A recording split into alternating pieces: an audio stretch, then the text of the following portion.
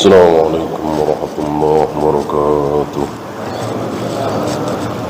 إن الحمد لله نحمده ونستعينه ونستغفره ونعوذ بالله من شرور أنفسنا ومن سيئات أعمالنا. من يهده الله فلا مضل له ومن يضلل فلا هادي له. أشهد أن لا إله إلا الله وحده لا شريك له وأشهد أن محمدا عبده ورسوله وبعد. Kita sampai ucapan sebagian salaf. Kata beliau, waqad qala ba'd, mengatakan beliau tidak menyebut nama, tapi pensyarahnya Syekh Ali Hasan mengatakan huwa al-Imam Syafi'i. Yang mengucapkan kalimat ini adalah al-Imam Syafi'i. Maraji' yaitu sebuah kitab yang ditulis oleh al-Imam As-Suyuti, At-Ta'rifu bi Adabi Ta'rif. Ta'rif mengetahui bagaimana adab-adab ta'lif, adab-adab menulis kitab. Ditulis oleh Al-Imam As-Suyuti. Di dalamnya ada ucapan Imam Syafi'i yang dinukil oleh beliau di kitab ini. Apa kata Imam Syafi'i? Ma min ilmin alimtuhu, tidaklah ada ilmu yang aku ketahui. Ma min ilmin alimtuhu illa ahbabtu ayyastafidahu nas. Kemudian ilmu itu diambil oleh manusia, beristifadah, manusia beristifadah, mengambil manfaat dari ilmu tersebut. Yang ilmu tersebut dariku, dari Imam Syafi'i, min ghairi ayyun saba ilayya, aku ingin namaku tidak disebut-sebut. Jadi orang-orang, ratusan ribuan orang tahu tentang apa misalnya qaidah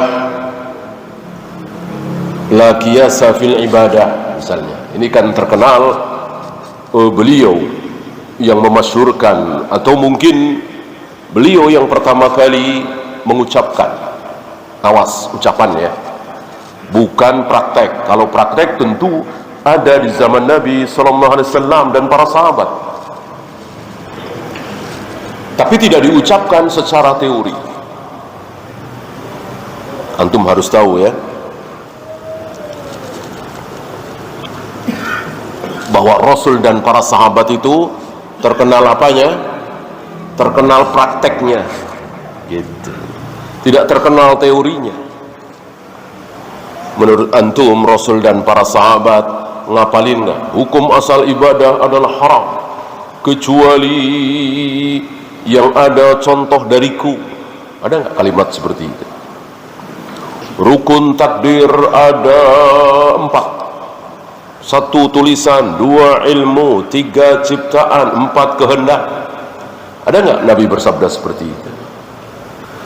Rukun la ilaha illallah ada 2. 1 nafi, 2 isbat. Ada Nabi mengucapkan seperti itu dan para sahabat? Tidak ada. Secara teori tidak ada. Adanya secara praktek. Langsung dipraktekkan oleh Rasul dan para sahabat bahwa tidak ada, Allah tidak akan sempurna kalau tidak ada nafi dan tidak ada isbat. Enggak ada teori seperti itu, tapi langsung dipraktekkan. Begitu pula para sahabat, tidak ada yang mengatakan hukum asal ibadah adalah Allah dan Rasulnya. Ucapan secara teori seperti ini juga tidak ada. Tapi para sahabat langsung mempraktekkan bahwa bahwa mereka tidak berani melakukan sesuatu ibadah mahdhah yang tidak ada perintah dari Allah dan Rasulnya, dan begitu seterusnya. Ya. Oleh karena itu ada seorang ulama yang pertama kali mengucapkan kalimat yang kalimat itu tidak pernah diucapkan oleh Rasul dan para sahabat, tapi ucapan itu hak, ucapan itu benar. Itulah yang disebut dengan usul fikih atau qawaid, kaidah, ditemukan oleh para ulama berikutnya secara kata-kata, secara kalimat, secara teori, secara praktek sudah ada di zaman Rasul dan para sahabat. Paham insyaallah ya? Karena kita ini bodoh-bodoh ya, tidak seperti Rasul dan para sahabat, maka butuh teori, butuh qawaid, butuh rumus, yang dengan qawaid itu, dengan rumus itu akhirnya kita faham, tinggal masukkan aja di situ. Ini mahdhah apa ghairu mahdhah? Oh, mahdhah. Kok tahu mahdhah dari mana? Kan ada satu sifat di antara 3 sifat, masukkan di situ. Nah, sementara ada Rasul dan ada contoh dari Rasul dan para sahabat atau tidak? Oh, tidak ada. Berarti bid'ah. Kira-kira begitu. Kira-kira begitu. Ya. Termasuk laukana khairan lasabakuna ilaih. Seandainya sebuah ibadah mahdhah itu benar baik, tentu sudah dilakukan oleh para sahabat. Apakah kalimat ini masyhur di kalangan Rasul, para sahabat, tabi'in? Belum masyhur. Belum masyhur. Tetapi mereka mempraktekkan. Mana contoh? Abu Musa al-Asy'ari. Ketika Abu Musa al-Asy'ari melihat pemandangan yang bagus, orang-orang berkumpul di Masjid Kufah menjelang sholat subuh, dan mereka bukan ngobrol, bukan bercanda, tapi zikir. Zikir. Siapa bilang zikir buruk? Siapa bilang masjid tempat yang buruk? Apalagi waktunya sepertiga malam, saat Allah turun ke langit dunia. Ini kebaikan di atas kebaikan. Udah waktunya luar biasa baik di masjid. Ahabbul biladi ilallah masajiduha. Tempat yang paling disukai oleh Allah di muka bumi adalah masjid. Ramai, berjamaah, kan bagus, rame-rame. Kebaikan di atas kebaikan. Zikir berjamaah menjelang salat subuh di Masjid Kufah. Abu Musa al-Asy'ari melihat ini sebagai sebuah kebaikan. Alhamdulillah, Abu Musa al-Asy'ari faham qaidah, walaupun law kana khairan lasabakuna ilaih, mungkin belum masyhur di hari itu. Abu Musa al-Asy'ari juga tidak mengucapkan kalimat itu, tapi beliau mengatakan para sahabat tidak ada yang melakukan ini, gitu. Para sahabat tidak ada yang melakukan ini. Maka subhat yang mestinya menimpa beliau nggak jadi, karena ada benteng itu, ada kaidah yang dipraktekkan oleh para sahabat, bukan sekedar teori. Tapi karena beliau merasa bukan yang paling alim di situ, di Kufah masih ada yang lebih alim, yaitu Ibnu Mas'ud, maka beliau mendatangi Ibnu Mas'ud. Lalu Ibnu Mas'ud lah yang membubarkan halaqah zikir berjamaah tersebut di Masjid Kufah. Nah, ini kira-kira ya. Nah, kembali ke ucapan Al-Imam Syafi'i. Misalnya Imam Syafi'i manusia pertama yang mengatakan la qiyasa fil ibadah. Tidak ada kias di dalam ibadah. Maksudnya ibadah mahdhah. Maka wudu, tayamum, azan, qomat, tawaf, sa'i, haji, umrah, apalagi akidah. Allah bersemayam di arsy, Allah membolak-balikkan hati manusia dengan 2 jarinya, Allah turun ke langit dunia setiap sepertiga malam. Tidak boleh pakai, tidak boleh difahami dengan kias, dengan analogi, dengan menyamanyamakan.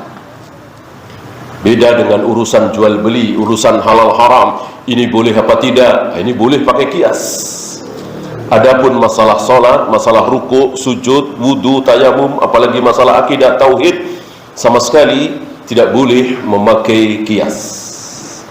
Ini tentu difahami dan dipraktekkan oleh Rasul dan para sahabat. Tetapi secara teori, mungkin Imam Syafi'i orang pertama yang mengucapkan teori itu, kaidah itu, rumus itu, la qiyasa fil ibadah. Ya. Nah, Imam Syafi'i nggak pingin orang-orang mengatakan bahwa la qiyasa fil ibadah. Yang pertama kali mengucapkan adalah Imam Syafi'i. Beliau nggak pingin, beliau nggak bangga, beliau nggak bahagia, beliau nggak nyari-nyari. Rupanya beda dengan kita. Kita mungkin marah kalau namanya disebut. Enak saja dia membawakan kalimat itu tidak tanpa menyebut nama saya misalnya.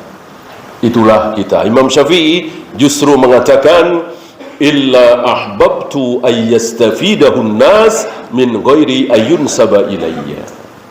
Aku ingin sekali manusia tahu tentang ilmu yang dariku itu tanpa menyebut namaku. Tidak usah nyebut-nyebut aku. Inilah keikhlasan para salafun salih. Jauh sekali dengan kita.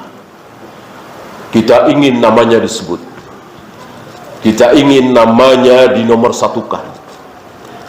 Adapun para salafun salih justru mereka sembunyi dari manusia. Masih ingat apa yang dilakukan oleh Uwais ketika orang-orang berbondong-bondong minta doa kepada Uwais? Disebabkan karena manusia terbaik hari itu di muka bumi. Hari itu siapa? Umar.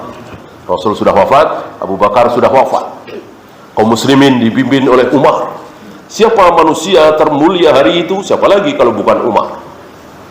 Karena Rasul sudah wafat, Abu Bakar sudah wafat.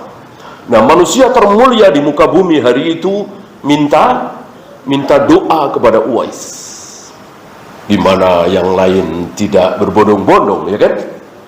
Umar saja begitu sikohnya kepada Uwais sampai minta didoakan oleh Uwais. Berangkat dari wasiat Nabi SAW, jika kalian mendapati dia, mintalah doanya. Dialah tabi'in terbaik, kata Nabi SAW.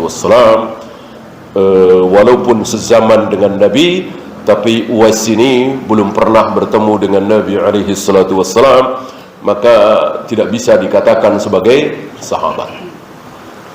Walaupun muslim, ketika sezaman dengan Nabi itu Uwais sudah muslim, belum masuk Islamnya setelah Nabi wafat, enggak. Jadi masuk Islamnya ketika Nabi masih hidup. Tapi karena tidak pernah bertemu secara langsung, maka belum bisa dikatakan sebagai sahabat. Bertemu dengan siapa? Uwais, dengan Umar, dengan Utsman dan seterusnya, ya tentu tabi'i.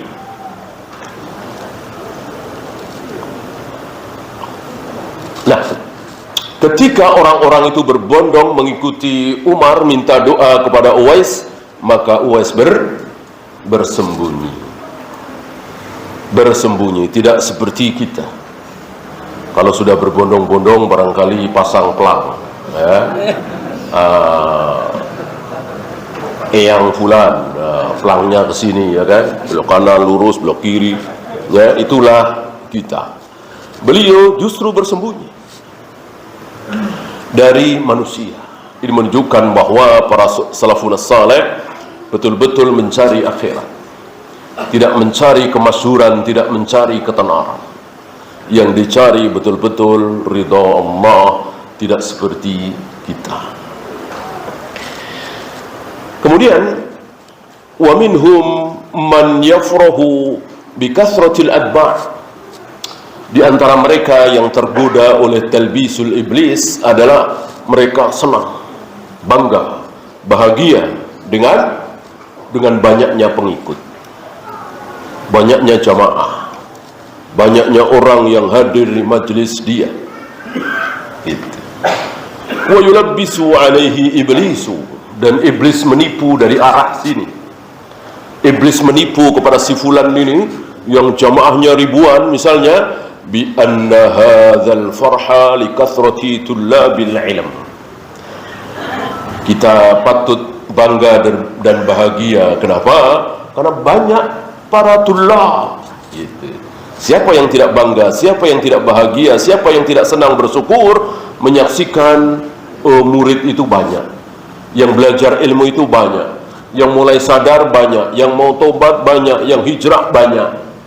Gitu. Berarti ya wajar dong bersyukur, bahagia, senang.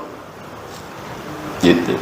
Masa banyak yang soleh, banyak yang belajar, banyak tulab, banyak yang hijrah, kok nggak senang? Tentu senang. Gitu. Tapi sebetulnya inilah iblis. Wa innama muraduhu kathratul ashab wastitaratul dzikr. Tapi sebetulnya yang ada di hatinya itu, taruhlah yang di hati kecilnya itu, supaya apa? Dikenal, terkenal, masyhur, dan seterusnya. Sebetulnya bukan dia bersyukur bahagia karena banyak pelajar, banyak jamaah yang bertobat, banyak kaum muslimin yang hijrah. Ternyata bukan itu yang menyebabkan dia bangga, bahagia, tapi berkibarnya nama dia. Gitu. Banyaknya orang yang menyebut-nyebut nama dia, menyanjung-nyanjung dia, memuji dia, dan seterusnya. Wa min dzalikal ujubu bi kalimatihim wa ilmihim wa yankashifu hadha talbisa. Seperti biasa setelah beliau mengatakan bahwa ini talbisul iblis, lalu beliau inkishaf. Kemarin sudah kita bahas bahwa kasyaf, inkishaf bahasa Arab, bukan bahasa apa kemarin? Bukan bahasa syariat. Antum harus tahu dan diingat-ingat, ini tidak mentang-mentang bahasa Arab kemudian menjadi bahasa syar'i. Bahasa syariat.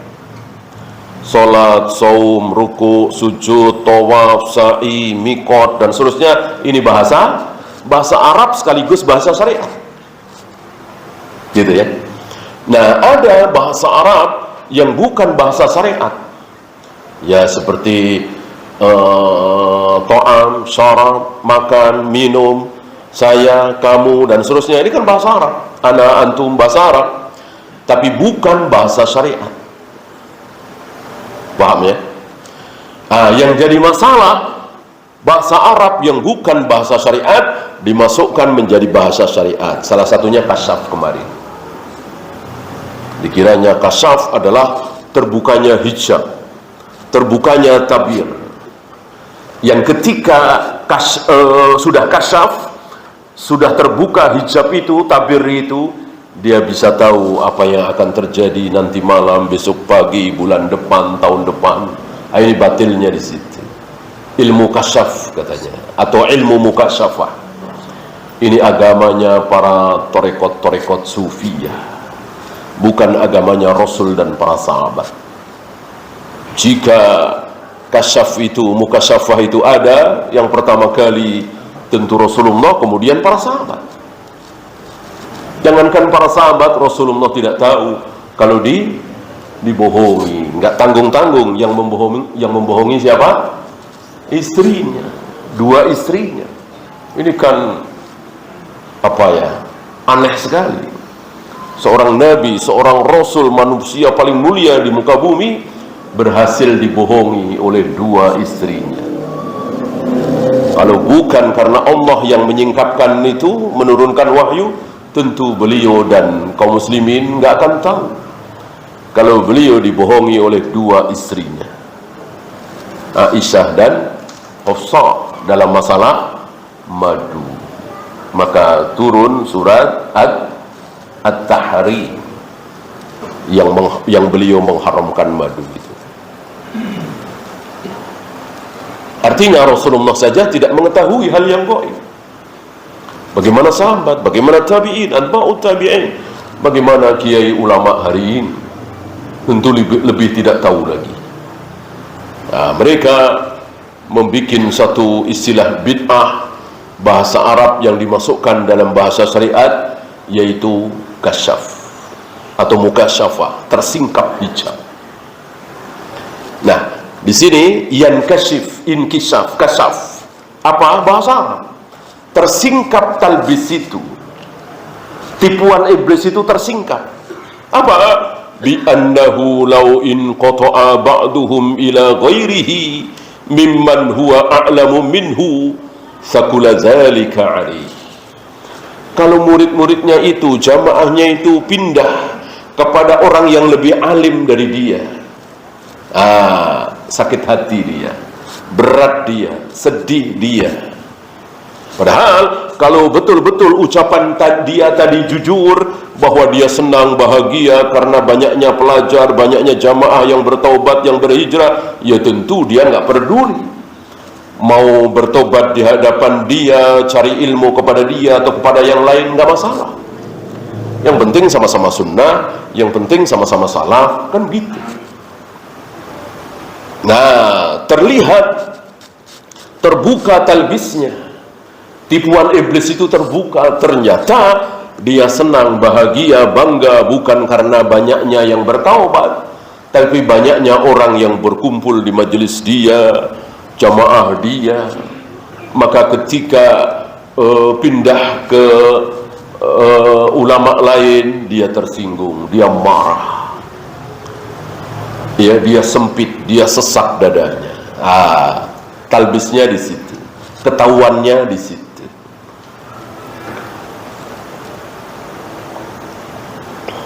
Ini beda sekali dengan 120 sahabat.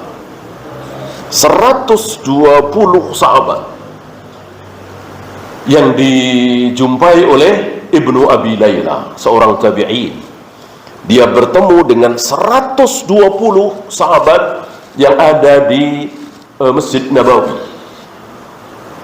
Pengakuan beliau, semuanya ketika menyampaikan hadis dari Nabi alaihi salatu wassalam, mereka senang seandainya yang menyampaikan hadis itu bukan dirinya tapi yang lain. Ini 120 sahabat. Jadi betul-betul para sahabat itu, para tabi'in itu tidak berebut tampil, manggung agar namanya tercatat dalam sejarah, dikenal orang, tidak. Ya. Mereka senang kalau sudah ada yang mewakili. Ya. Maka mestinya kita mengikuti mereka. Kalau sudah ada tampil dan bagus, memberantas bid'ah, mengatakan sunnah sunnah, bid'ah bid'ah, syirik ya syirik, tauhid ya tauhid, kita senang, kita bahagia. Bukan malah sakit hatinya. Dia kan cuman S2, saya kan S3, kenapa dia lebih masyhur dari saya misalnya. Dia kan cuman hafal Sahih Bukhari, saya hafal Sahih Bukhari Muslim, kenapa dia lebih terkenal dari saya? Gitu kira-kira. Ya. Kita melihat para imam kita tidak seperti itu. Ya. Bahkan antum heran, barangkali bukan antum, bahkan manusia hari itu heran ketika bertanya kepada Imam Ahmad, "Ya Syekh, ya Imam, siapa di antara murid engkau yang paling alim, yang kita ambil ilmunya?" Ini ketika Imam Ahmad sudah tua. Ya, barangkali ya namanya sudah tua. Secara sunatullah kan tua tidak akan muda lagi, tentu meninggal. Nah, ketika dirasa beliau sudah tua dan sakit-sakitan, ya mungkin tidak lama lagi ajal datang, beliau ditanya, "Siapa di antara muridmu yang paling alim, yang pantas untuk diambil ilmunya?" Dijawab oleh Imam Ahmad, siapa? Baqi bin Makhlad.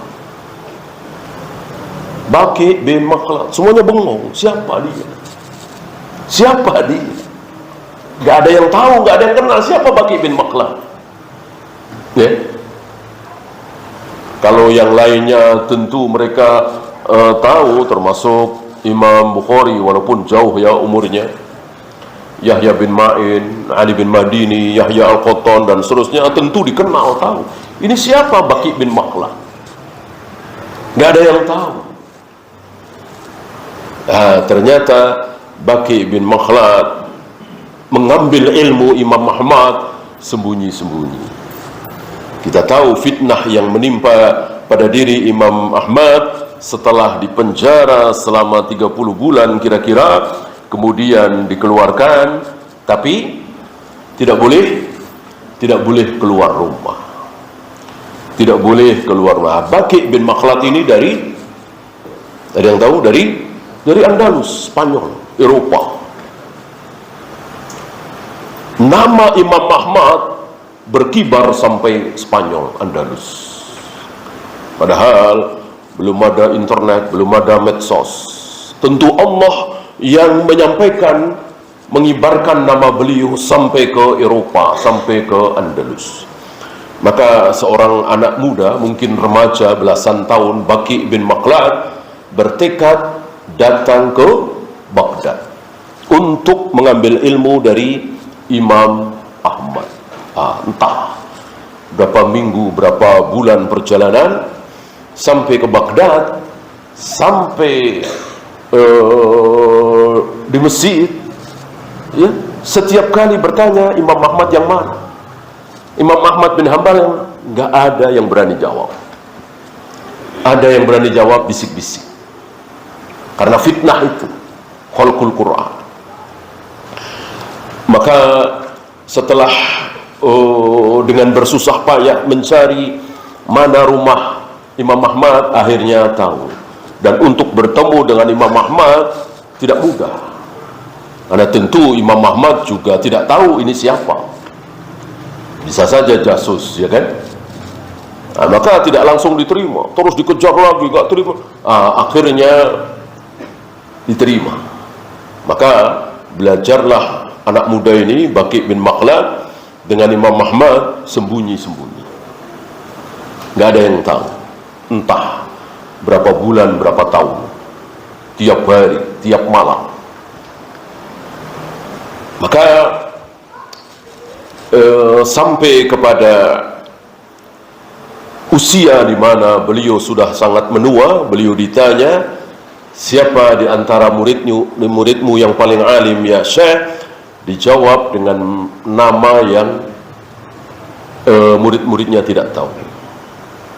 Ini contoh mengagumkan dari salafun salih.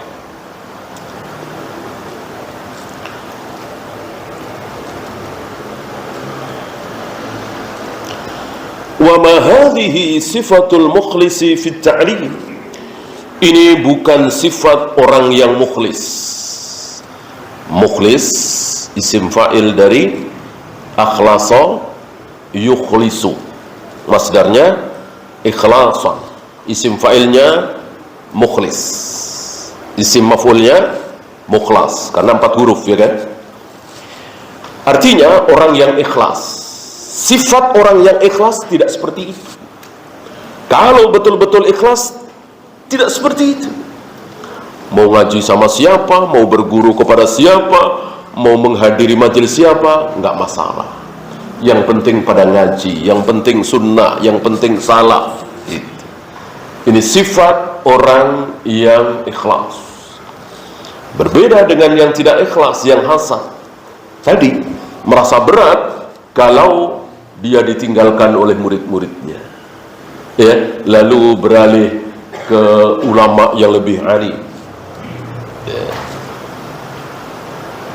Lianna mathalal mukhlisi mathalul atibba'i alladhina yudawuna al-marda lillah. Karena perumpamaan orang-orang yang ikhlas itu seperti para dokter, para tabib. Para tabib, para dokter dulu, ini pun dokter yang ikhlas, ya. Itu kalau ada seseorang yang berobat kepada dia tidak sembuh, lalu beralih ke dokter yang lain dan sembuh, maka dokter yang ikhlas akan mengucapkan alhamdulillah apa innalillah? Tentu alhamdulillah. Dokter yang ikhlas, yang penting dia sembuh, mau ke dokter siapapun nggak masalah.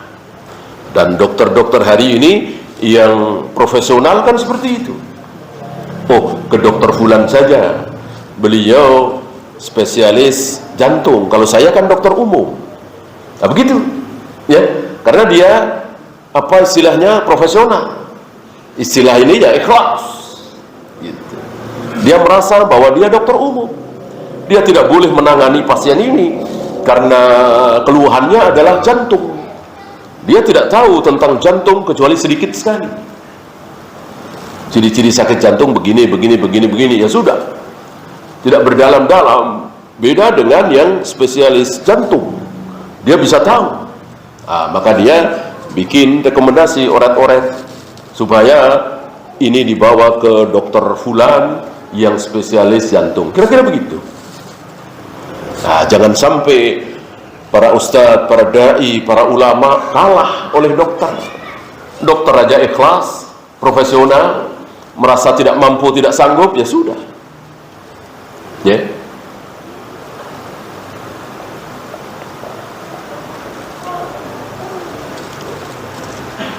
Maka beberapa masyayikh itu kadang-kadang duduk di majelis fulan yang ilmunya lebih rendah, bahkan ada yang muridnya. Kenapa? Karena dia khusus, dia takhasus di bidang tersebut, gitu ya. Ambil contoh Imam Syafi'i. Imam Syafi'i tentu antum semua tahu, beliau Imam Syafi'i dengan Imam Ahmad, ya, Ahmad bin Hanbal, yang siapa yang guru, siapa yang murid, tentu antum tahu. Yang guru siapa? Imam Syafi'i kan, Imam Ahmad murid. Tetapi dengan ikhlasnya, dengan entengnya, Imam Syafi'i mengatakan, wahai Ahmad, jika engkau mengetahui hadis sahih, kabarkan kepadaku, sampaikan kepadaku. Lihat, karena beliau mengakui bagaimana kekuatan hafalan Imam Ahmad dalam hadis, mengumpulkan kitab musnad yang terbesar, Musnad Ahmad. Walaupun sebagian ulama mengatakan kalah dengan Baqi bin Makhlad tadi, ya, muridnya lebih besar lagi musnadnya, tapi sayang hilang catatan itu, musnad itu hilang.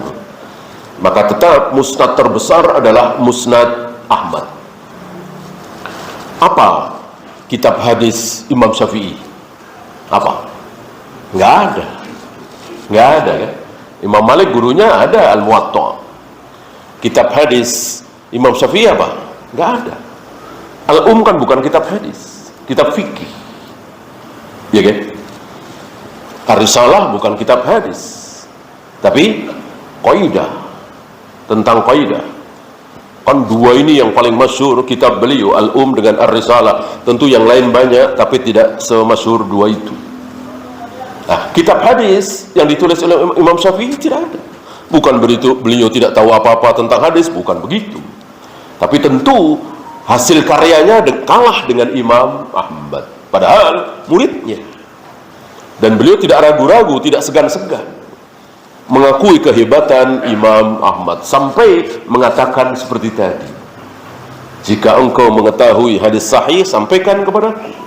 Jika engkau mengetahui hadis yang aku sampaikan dhaif, sampaikan kepadaku.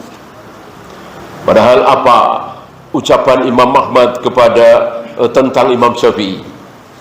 Barangkali antum masih ingat, ketika Imam Ahmad datang ke Masjidil Haram bersama rekan-rekannya dari Baghdad, sama-sama anak muda, mungkin kepala 2 atau kepala 3, ya. Di situ ada para suyukh, orang-orang tua.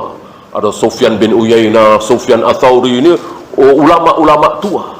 Nah, Imam Syafi'i masih muda, mungkin sekitar 35, 40 ya.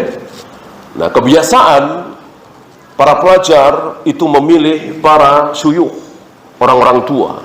Maka mereka duduk di majelisnya Sufyan bin Uyainah, Sufyan Ats-Tsauri. Berbeda dengan Imam Ahmad, duduk di majelisnya anak muda yang jauh lebih muda dari Sufyan bin Uyainah, Sufyan Ats-Tsauri, ya, mungkin 35, 40.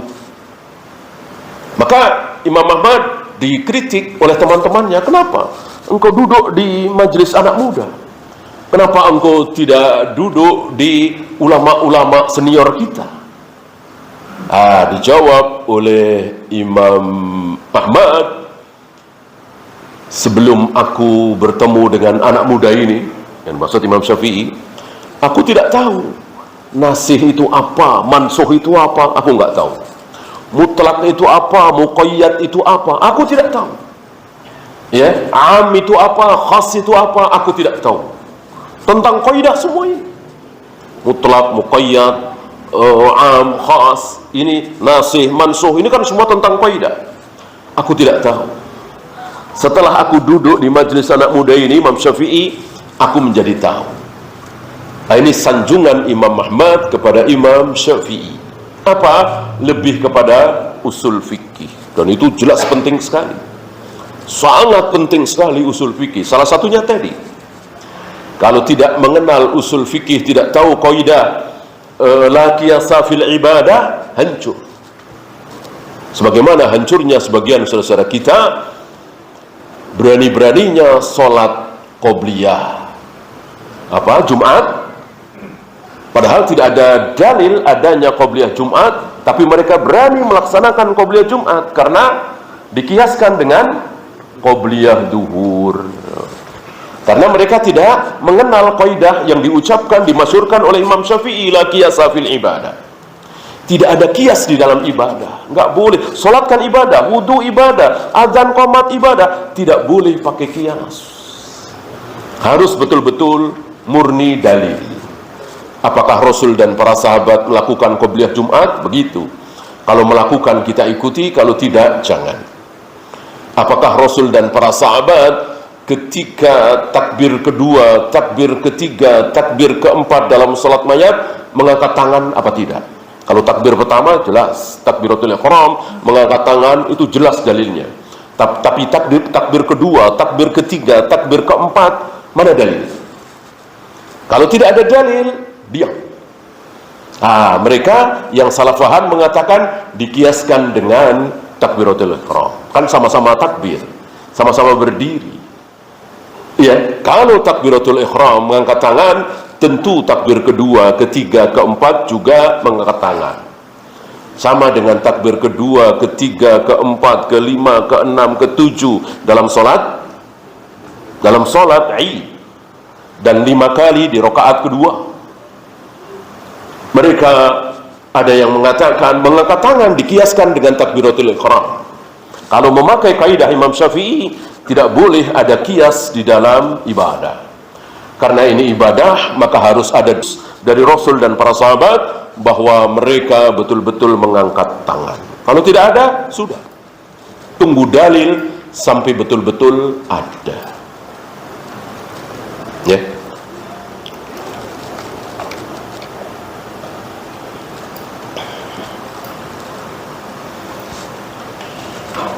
Kemudian zikru syai'in, kita sudah masuk bagian akhir ini ya. Insyaallah nanti masuk ke bab ke-7, talbis iblis terhadap para sultan, para pemimpin. Qala al-musannif rahimahullah, wa qad yatakhallasu al-ulama'ul kamiluna min talbisatil iblis adh-dhahirah.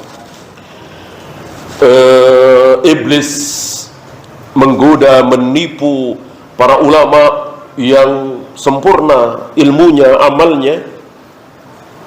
Jadi tidak ada manusia yang tidak didatangi dan tidak ditipu oleh iblis. Tidak seperti kita, barangkali kalau dia susah, udah biarkan saja, udah yang lain saja. Tidak. Iblis tidak membiarkan. Bahkan para nabi, para rasul, tetap ditipu oleh iblis. Tapi para nabi, para rasul dilindungi oleh Allah. Maksum. Di luar para nabi, para rasul tidak ada yang maksum. Maka seorang ulama yang sempurna ilmunya, amalnya tetap didatangi dan ditipu oleh iblis.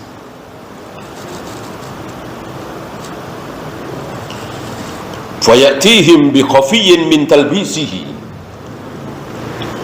Datanglah iblis berbisik kepada para ulama yang alim ini, bi ayyakula lahu, dengan mengatakan malakitu mithla, aku tidak pernah menjumpai orang sepertimu. Nah, itu kata-kata iblis. Karena dibisikkan ke hati kita, jadilah seperti ucapan hati kita. Kan sering kan dalam kehidupan sehari-hari kita melihat orang yang sudah azan tapi masih sibuk ngurus dagangan, masih sibuk nonton TV. Nah, di hati kita kalau bersyukur tentu bagus ya, alhamdulillah Allah takdirkan aku tidak seperti dia. Ya, tentu ini bukan talbis. Tapi talbis adalah saya lebih baik dari dia, saya lebih selamat dari dia. Ya, kalau saya masuk neraka, dia pasti masuk neraka. Kalau dia masuk surga, saya pasti masuk surga. Ini talbisul iblis. Ya, kan kita tidak tahu, belum selesai. Dia akhirnya tobat menjadi baik, kita akhirnya menjadi buruk. Mustahil apa tidak? Tidak mustahil. Tidak mustahil kita masih hidup, dia masih hidup. Kecuali sudah mati, selesai. Dia masih hidup, kita masih hidup. Segala kemungkinan bisa terjadi. Bahkan akhirnya kita murtad, mustahil? Tidak mustahil, tidak ada yang mustahil. Lalu bagaimana kita mengatakan kalau dia masuk neraka, kalau saya masuk neraka, dia pasti masuk neraka. Kalau dia masuk surga, pasti aku masuk surga. Bagaimana ucapan seperti ini kalau bukan dari iblis?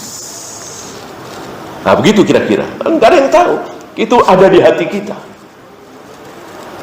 Dari siapa ucapan itu? Siapa lagi kalau bukan dari iblis? Seandainya tidak ada iblis, tidak ada setan, kita tidak akan pernah mengucapkan itu. Kita akan mengamalkan ilmu bahwa segala kemungkinan bisa terjadi.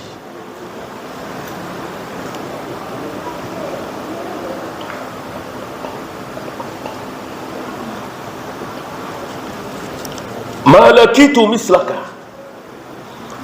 aku tidak menjumpai orang sebaik engkau, seperti engkau. Tentu kita tidak mendengar ucapan iblis seperti itu, tidak. Tapi berganti dengan tidak ada yang seperti aku. Gitu kira-kira. Ya. Kan bisikan iblis itu tidak kita dengar di telinga, tapi ada di hati. Jadi seolah itu ucapan kita. Walaupun pada mulanya kalimatnya adalah aku tidak menjumpai manusia sebaik engkau, tapi yang ada di hati kita adalah tidak ada yang seperti aku. Gitu. Karena sekali lagi bisikan iblis itu bukan di telinga. Kalau di telinga mungkin ya bahasanya seperti itu. Aku tidak menjumpai manusia sebaik engkau. Itu kalau di telinga, tapi di hati. Jadi seolah-olah kita yang ngomong. Seperti orang kesurupan lah. Seolah-olah dia yang ngomong ya. Ma'arafaka bimadakhili wa makhariji. Tentu engkau tahu kapan aku masuk, kapan aku keluar, tempat aku masuk, tempat aku keluar. Kalimat itu menjadi di hati kita bahwa aku tahu kapan iblis datang, kapan iblis keluar. Aku tahu mana jalan yang terbuka untuk iblis, mana yang tertutup. Artinya ini bukan bisikan iblis. Gitu. Fa in sakana ila hadza, kalau dia tenang dengan kalimat ini, menerima kalimat ini, halaka bil ujb, maka binasa dia, celaka dia karena ujub ini. Wa in salima minal masalamati lahu salima. Tapi kalau dia tidak merasa tenang, itu artinya tetap dia memasrahkan kepada Allah, berlindung kepada Allah, tidak merasa selamat dari tipu daya iblis, maka insya Allah justru dia yang selamat. Ketika tidak merasa selamat lalu memohon perlindungan kepada Allah, justru insya Allah dia selamat. Seperti contoh kemarin siapa? Seorang sahabat yang tidak berani keluar rumah setelah turun satu ayat dalam surat Al-Hujurat itu, la tarfa'u aswatakum fawqa sautin nabi, jangan kalian meninggikan suara di atas suara Nabi. Kalau kalian meninggikan suara di atas suara Nabi, maka amal kalian akan hapus. Ada seorang sahabat yang tidak merasa aman, merasa ketakutan. Jangan-jangan amalku hapus, jangan-jangan amalku hapus, jangan-jangan amalku hapus. Maka dia tidak berani keluar rumah, dia terus menangis siang dan malam. Masih ingat namanya? Sabit bin Qais. Sabit bin Qais. Dia tidak merasa aman. Beberapa hari Nabi tidak melihat Sabit bin Qais. Kebiasaan Nabi ketika kehilangan seseorang bertanya. Karena Nabi ketika Assalamualaikum warahmatullahi, Assalamualaikum warahmatullahi, kemudian membaca astagfirullah, astagfirullah, Allahumma antas salam. Setelah itu beliau berbalik ke arah makmum. Dan tentu beliau melihat si A, si B, si C dan seterusnya. Mungkin beberapa waktu atau 2 hari, 3 hari beliau tidak menyaksikan Sabit bin Qais. Lalu beliau bertanya kepada para sahabat, kemana Sabit bin Qais? Dijawab oleh para sahabat, dia tidak berani keluar rumah. Dia terus menangis siang dan malam karena takut dengan ayat dalam surat Al-Hujurat yang belum lama turun. Lalu dipanggillah oleh Nabi dan justru dihibur. Diberi 3 jaminan. Apa? Engkau akan hidup mulia, engkau akan mati syahid, satu lagi engkau akan masuk surga. Lihat, berangkat dari rasa tidak aman, justru mendapatkan keamanan, jaminan keamanan dari lisan Nabi SAW, yang tentu itu adalah wahyu. Hidup mulia, mati syahid, dan akhirnya masuk surga. Siapa yang tidak bahagia dan tidak bersyukur dengan jaminan ini? Jaminan dari seorang utusan Allah tentu tidak main-main. Berawal dari rasa tidak aman justru. Maka haram bagi kita untuk merasa aman. Justru kita harus semakin takut. Termasuk? Ya, silahkan adzan dulu. Wassallallahu ala Muhammadin sallallahu alaihi wasallam wa akhiru da'wana alhamdulillahi rabbil alamin.